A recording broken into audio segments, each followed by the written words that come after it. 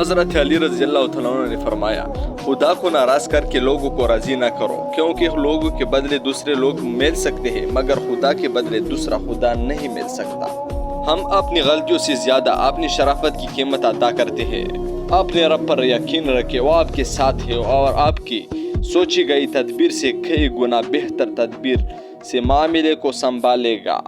زندگی یوں نہیں گزرتی، رویوں میں لچک اور دلوں میں گنجائش رکھنی پڑتی ہے۔ عورت کی بناؤ سنگار پر صرف اس کی محرم کا حق ہے۔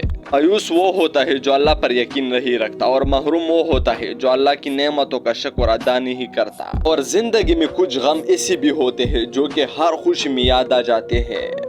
اللہ کی محبت انسانوں سے محبت کرنے سے عطا ہوتی ہے۔ جو اس کی اشرفی تخلیق سے پیار نہیں کرتا وہ خالق سے محبت نہیں کر سکتا۔ حضرت علی رضی اللہ تعالیٰ عنہ نے فرمایا، محنت کا پھل، مصیبت کا حل اور آنے والا کل سب کے اللہ کے ہاتھ میں ہے۔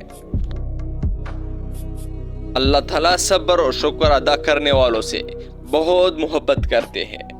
وہ سب یوسف علیہ السلام کو کنویں کی گہرائی پھینکنے پر راضی ہو گئے، لیکن اللہ نے انہیں تخت پر بلند کیا۔ اس لیے ہمیشہ یاد رکھے، ہوتا وہی ہے جو اللہ چاہتا ہے، لہٰذا اس کی مخلوق سے مت ڈرے بلکہ صرف اللہ سے ڈرے۔ کبھی کبھار ساتھ بیٹھے لوگوں سے زیادہ ہزار میل دور بیٹھے لوگ آپ کی مسکراہٹ کی وجہ بن جاتی ہے۔ جوانی میں ہر قدم پھونک پھونک کے رکھے کہ کہیں ایسا نہ ہو کہ لکھے آپ لیکن آپ کا لکھا ہوا آپ کی اولاد پڑھے۔ اپنی آنے والے اولاد کے مستقبل کی خاطر خود کو اللہ کی مدد سے دنیا کے فتنوں سے بچائے۔ زمین کے اوپر کوئی بھی عمل کرنے سے پہلے کچھ لمحے کے لیے صرف ایک بار سوچے کہ ہمارا یہ عمل زمین کے نیچے ہمارے لیے کس نتیجے کا باعث ہوگا۔ غلط کام غلط ہی ہوتا ہے، نیت اچھی ہونے سے کوئی حرام یا مکروہ کام جائز نہیں ہو جاتا۔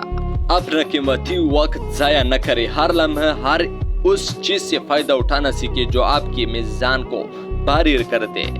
مومن صرف اپنی ذات میں نہیں جیتا، ایک طرف وہ اپنے رب کو راضی کرتا ہے اور دوسری طرف بندوں کی خیر خواہی کرتا ہے۔ ہماری روتی آنکھوں نے جو شکوے کیے ہیں وہ اللہ نے سنی ہے۔